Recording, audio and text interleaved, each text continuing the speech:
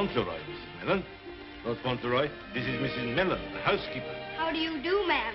I should know his lordship anywhere, sir. He has the captain's face and way. Oh, was it you who sent the cat? I'm ever so much obliged to you, ma'am. How do you do? He's a great lady, sir. Where's his lordship? In the library, sir. Lord Fauntleroy is to be sent to him alone.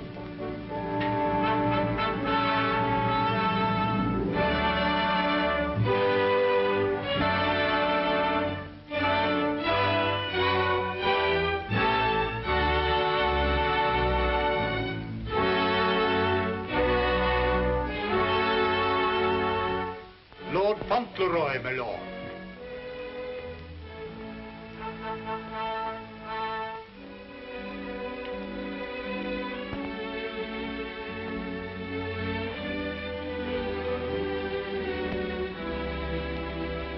Dougal, come back, sir.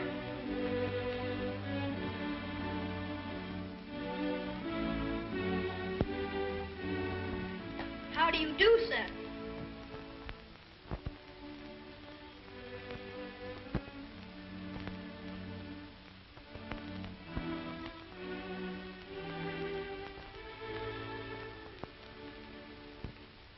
Are you the Earl? I'm your grandson that Mr. Havisham brought. I'm Lord Fauntleroy.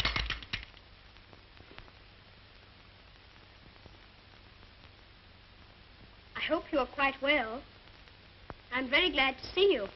Ah, you're glad to see me, are you? Yes, very.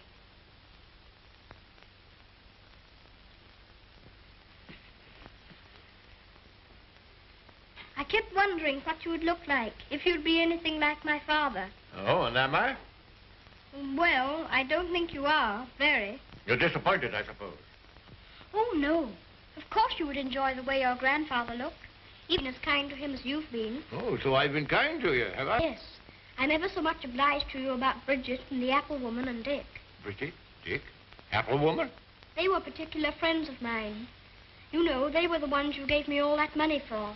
The money you told Mr. Havisham to give me if I wanted it. Oh, the money you were to spend as you liked, eh? So you spent it all on these people, did you? Bridget, Dick, and the apple woman. Yes, and I gave Mr. Hobbs a gold watch and chain and a pipe. I put some poetry in the watch. It was, "When this you see, remember me." I'm going to miss Mr. Hobbs very much. Who is Mr. Hobbs? He was our grocer. Fancy vegetables and groceries, you know. He's my closest friend. Mr. Hobbs is a very clever man. Do you know he can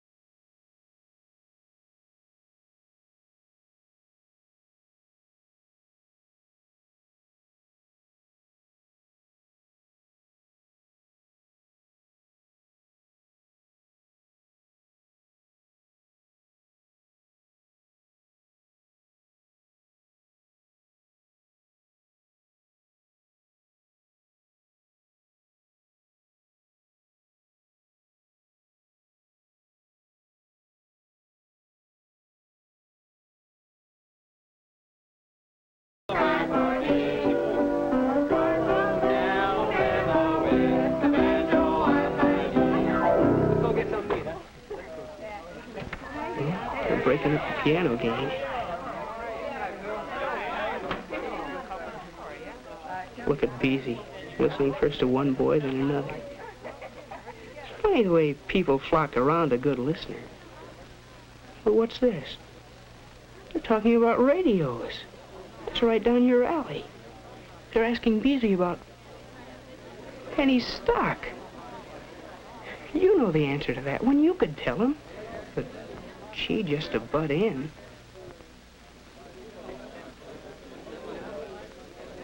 Beezy's still stuck.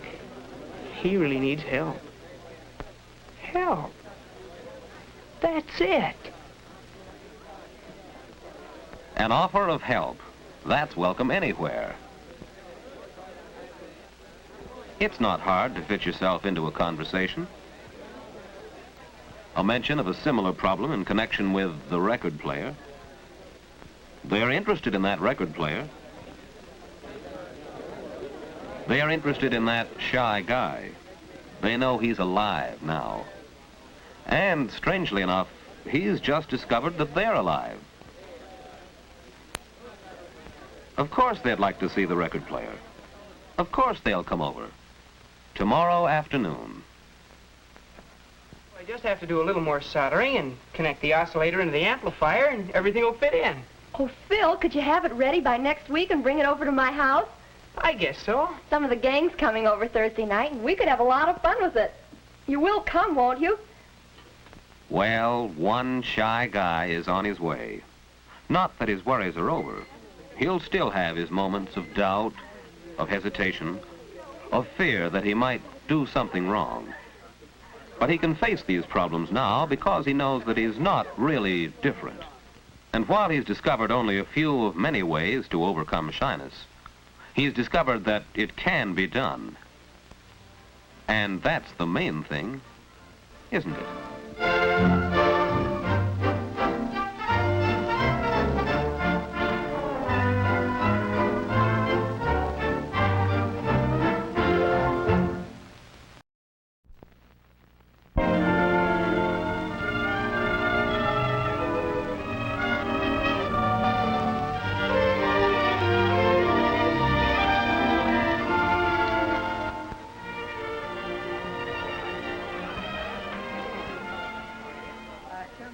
In class, it's not so bad.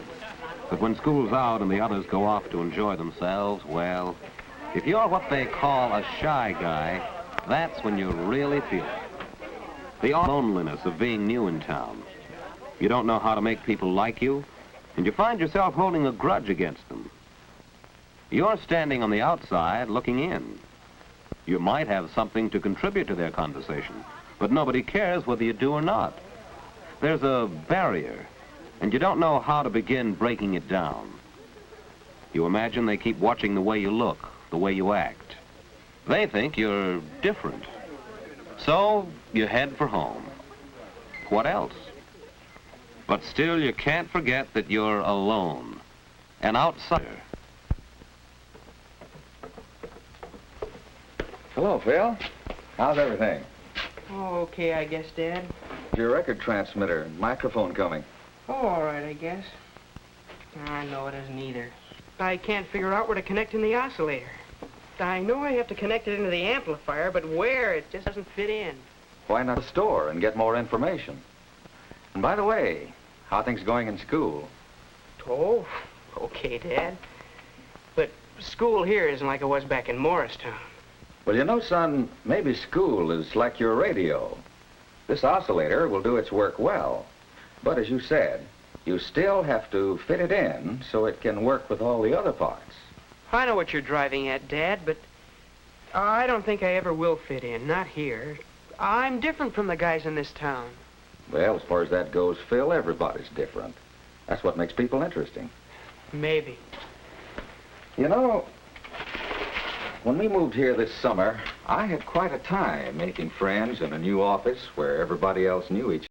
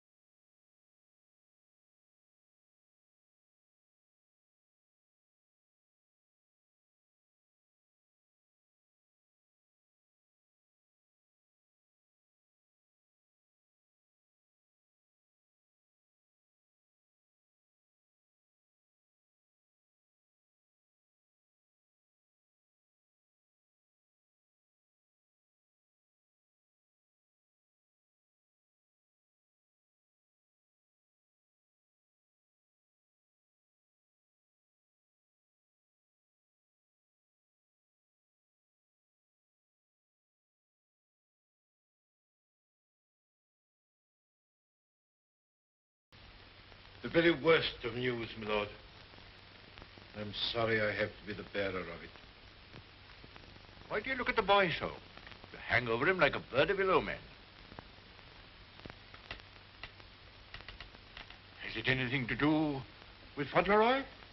My lord, I waste no words. My news has everything to do with him. If we're to believe it, it's not Lord Fauntleroy who lies asleep before us, but only the son of Captain Errol. The present Lord Fauntleroy is the son of your boy Bevis, and at this moment is in a lodging house in London. What do you mean? You're mad. It's a lie. An abominable lie. If it's a lie, it's painfully like the truth. A woman came to my chambers this morning and told me that she married your son Bevis in London 11 years ago. She showed me the marriage certificate. The child was born shortly after Bevis deserted her and was taken by her to America. Oh, the woman's obviously an imposter. It's a trumped-up fraud. I'm afraid not, my lord. I saw the boy's birth certificate. She's, I'm afraid, a very ignorant person. But she's consulted a lawyer who advises her that her son is, of course, Lord Fauntleroy and the rightful heir. She demands that his claim be immediately acknowledged. I'll protest this to the last. I'll disown Bevis's boy. I'll have nothing to do with him or his mother. You can't disown him, my lord. Nothing we can do can keep the eldest son's child from his inheritance.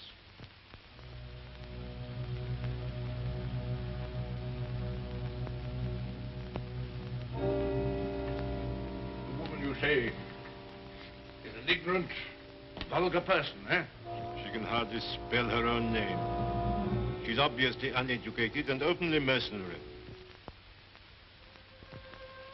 And I objected to his mother. I suppose it's retribution. If anyone had ever told me I could be fond of a child, I wouldn't have believed them. I always detested children. I owe them more than most. But I'm fond of him.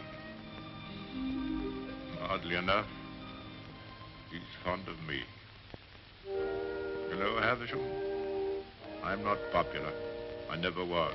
But he's fond of me. Never was afraid of me. Always trusted me. There's Havisham. He'd have filled my place better than I filled it. He'd have been an honor to the name.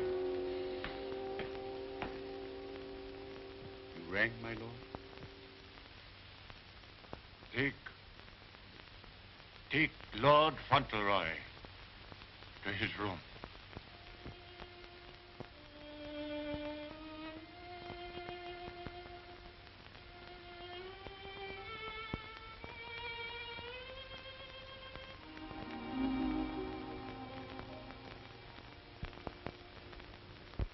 What a pity. The boy's a thoroughbred if ever there was one. I suppose you may say it's a judgment on Mulligan. There's something I must tell you. You're not going to understand it, I know.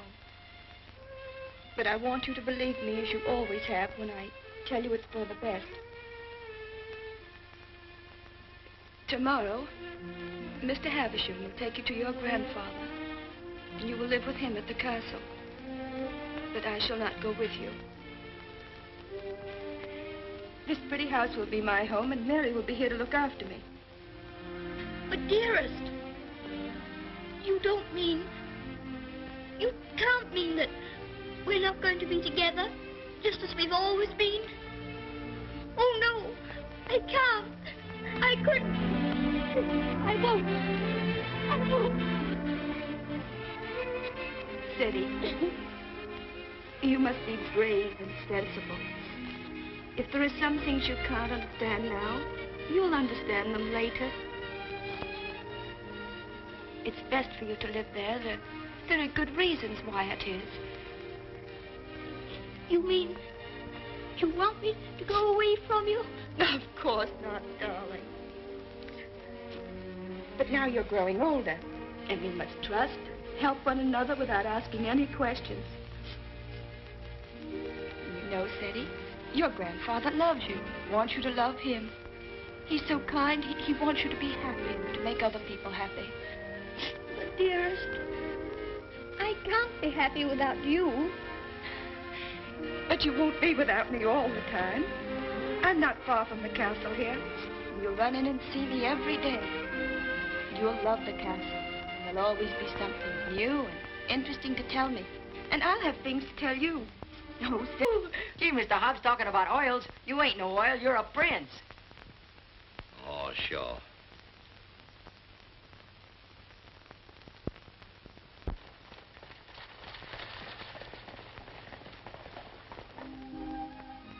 I wonder whether he will have an American accent. My dear, won't it be interesting if he has the Dorincourt eyebrows? When do we see the mother? I believe she's supposed to be kept in the background.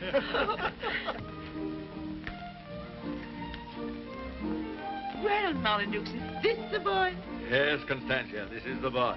Fauntleroy, this is your great aunt, Lady Lorridaile. How do you do, great aunt? How do you do, young man? You're like your father. I loved him more than most people in this wicked world. Oh, did you know my father? Know him? Of course I do. Oh, then you must meet Dearest. She will enormously like to talk to you about him. You see, I was the only one she could talk about him to who knew him. And I was so small when he... Yes, Fauntleroy, this is your great-uncle, Sir Harry Lorridaile. How do you do, sir? Here you're fond of horses. I'll confess to you, Constantia, that what you'll probably see for yourself. There's a risk of my becoming rather an old fool about him. Becoming? By the way, the mother, what does she think of you? I don't know. I haven't asked her. You must come over to Lorridaile Park one day and see us. There are some new cocker puppies in the kennels. You shall have your pick. Oh, thank you very much indeed, Uncle. Only Dougal might be offended. You see, he's very fond of me, and I really shouldn't like to hurt his feelings. Hurt his feelings. That's a good one. Did you hear that, Connor? Hurt his feelings. This is Miss Herbert Fauntleroy. I want you to be great friends with her. How do you do? Have you met Dougal? He shakes hands beautifully. Shake hands with Miss Herbert, Dougal. He's a great friend of mine. I like making friends, don't you? Yes, I do. May I be your friend? And Dougal? Oh, yes, if you please. Okay, Lumbago, Fortescue. Better, I hope. Thanks. Much better. I've known Dorincourt as well as anyone could know him for 35 years. And that's the first time he's ever bothered to inquire about my health. Most extraordinary. Oh, Havisham, you're late. What's kept you? Beg your pardon, my lord. I was detained by extraordinary news. News? What? What news? Not now, if you don't mind. Later, my lord, later.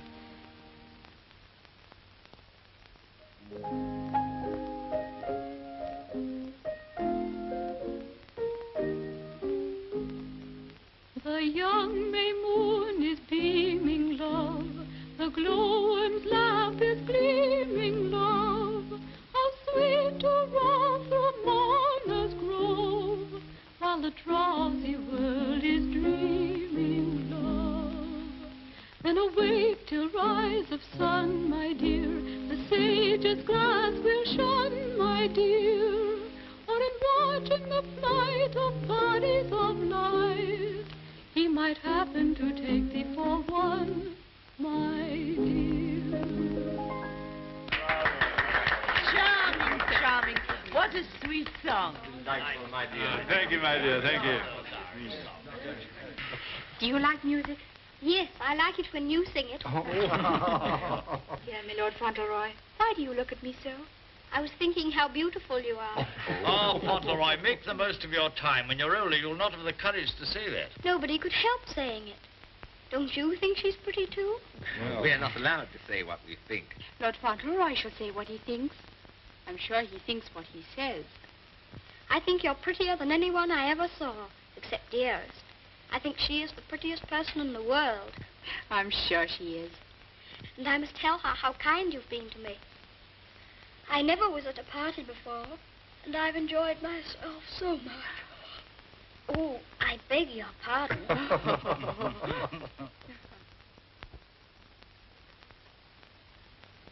night, little Lord Fauntleroy. Keep well. Thank you very much.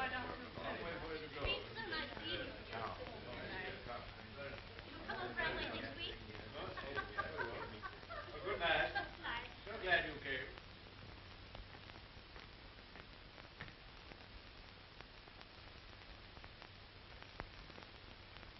Well, Havisham, what the world's the matter? Something serious must have happened to make you behave like this. What is it? It's bad news. Come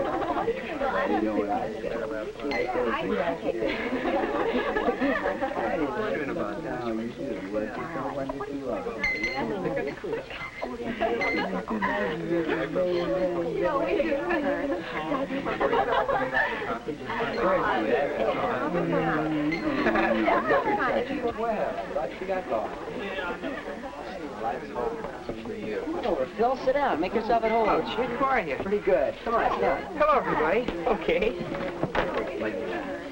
We men need some support to run down this girlie's chatter. Hey, you want them all, don't you? Yo, Bob. The topic under discussion is the mixer next Friday night at school. You're going, aren't you? I don't know, Chick. I haven't got a date yet. Well, grab yourself a girl and come along. It's not going to be a real party. Just the class getting together for some fun. I'd like to, Chick. Yeah, I sure would.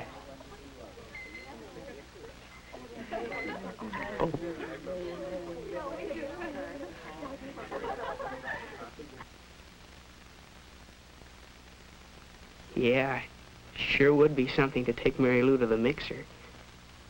Wonder if she already has a date.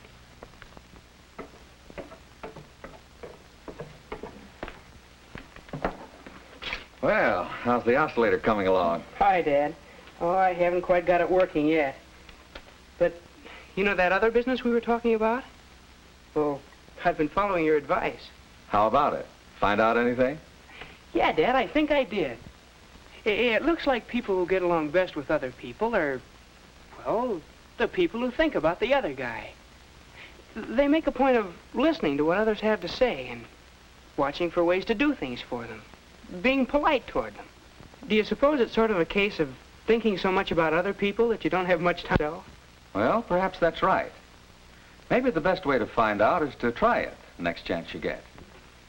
You know, Dad, there's a mixer Friday night. I wasn't going to go, but in the drugstore the other day, Chick said I ought to come. Good idea, Phil. Well, Dad, there is a girl I'd like to take, Mary Lou Wright. But I'm not sure she'd go with me.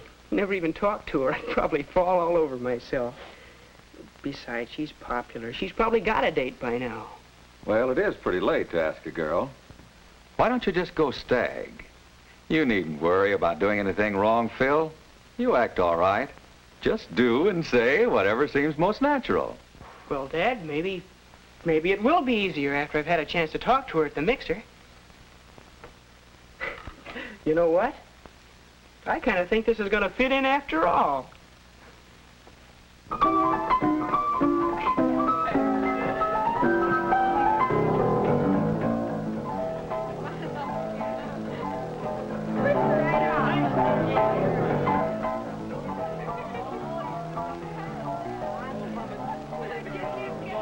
Well, this is it. Sink or swim. Oh, there's Mary Lou. She did come with another guy. Beezy Barnes. What now?